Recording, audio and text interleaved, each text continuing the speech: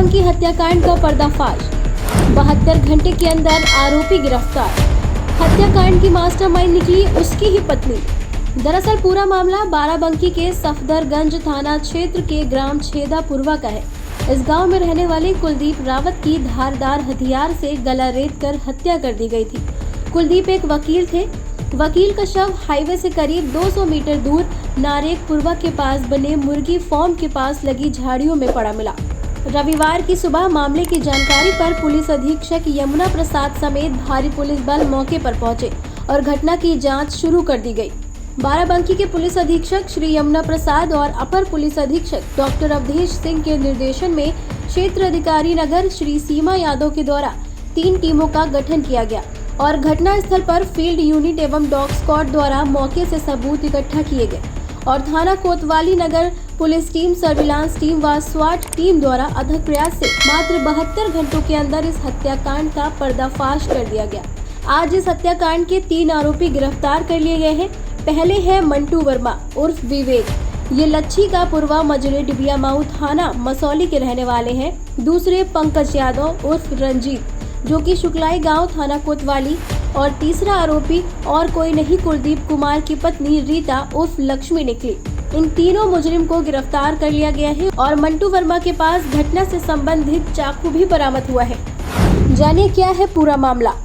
मृतक कुलदीप रावत का विवाह 8 साल पहले रीता उर्फ लक्ष्मी से हुआ था। उनका एक 4 वर्ष का बेटा भी है। मृतक की पत्नी आजाद नगर में लक्ष्मी ब्यूटी पार्लर चलाती थी, जहां पर उसकी चचेरी ननंद भी काम करती थी। इसी बीच कुलदीप की पत्नी का मंटू टेंट लाइट हाउस चलाने वाले मंटू उर्फ विवेक वर्मा से अवैध संबंध हो गया। दोनों लगातार आपस में बातें करते थे। शादी के संबंध में जो कोई भी Mantu tent and light house के पास बुक कराने आता था तो वो उसे दुल्हन सजाने के लिए लक्ष्मी ब्यूटी पार्लर का ऑर्डर दिलवा देता था। इसी तरह दोनों में काफी नजदीकी आ गई। मृतक कुलदीप प्रतिदिन सुबह अपनी पत्नी और चचेरी बहन को लेकर लक्ष्मी ब्यूटी पार्लर पर छोड़कर कचहरी चला जाता था और वापस आकर शाम को रूबी टेलर्स में सिलाई का काम सीखता था। रात में लगातार रोज 8 बजे पार्लर बंद हो जाता था। प्रतिदिन अपनी पत्नी को मोबाइल पर लगातार बात करते देख कुलदीप ने पत्नी का एक दिन मोबाइल छीनकर तोड़ दिया, जिससे दोनों के बीच अनबन हो गई। उधर मंटू ने कुलदीप की पत्नी रीता पर शादी का दबाव बनाया। पत्नी ने मंटू से कहा कि मैं तलाक ले लूं, फिर हम दोनों शादी कर लेंगे। लेकिन जब तलाक की बात रीता ने कुलदीप से की तो उसने मना कर दिया और दोनों के बीच आपस में विवाद होने लगा। मना करने पर मंटू वर्मा ने कुलदीप को रास्ते से हटाने की योजना बनाई, जिसमें रीता ने उसका बखूबी साथ दिया। इस योजना में ब्यूटी पार्लर के बगल में मोबाइल की दुकान में काम करने वाले पंकज यादव उर्फ रंजीत को भी शामिल किया और उसे पैसे देने का लालच भी दिया। 4 तारीख को सुबह कुलदीप ने अपनी पत्नी को एक नया मोबाइल दिलाने को कहा। उसने कहा मुझे 3 से 4 लाख कमीशन मिलना है, जबकि ये सब बात पत्नी को पहले से ही पता थी। रोज की तरह कुलदीप शाम को 4 बजे ब्यूटी पार्लर आया तो उसकी पत्नी ने ब्लाउज सिलने के लिए रूबी टेलर्स के यहाँ उसे भेज दिया। रात को लगभग 8:30 बजे मृतक कुलदीप के पास पंकज यादव का फोन आया और उसके बाद वो बताए गए स्थान नारेकपुरवा के मुर्गी फार्म के पास पहुंचा और इसके बाद मंटू वर्मा ने अपना मोबाइल बंद कर दिया और बाद में उसी स्थान पर पहुंच गया। वहां पर पहले से पंकज यादव और कुलदीप आपस में बातें कर रहे थे। तभी मंटू ने कुलदीप के पीछे से गले पर चाकू मार दिया। कुलदीप ने वहां से भागने का प्रयास किया लेकिन भाग नहीं सका और मौके पर ही उसकी मौत हो गई। कोतवाली में 5 तारीख को शिवदीप रावत के एप्लीकेशन पे एक मुकदमा लिखा गया 302 का। एक नृशंस हत्याकांड हुआ था यहाँ पे, जिसमें गला काट करके हत्या कर दी गई थी एक वकील साथी की, कुलदीप रावत जिसका नाम था।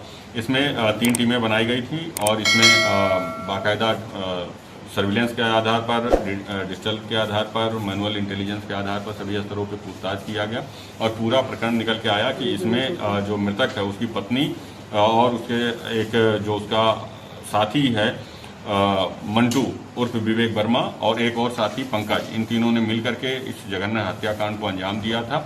अवैध संबंधों में बाधक बनने के कारण इस पूरे घटनाक्रम को अंजाम दिया गया था। जो ये मृतक है कुलदीप रावत, उसका 7-8 वर्ष पूर्व विवाह हुआ था।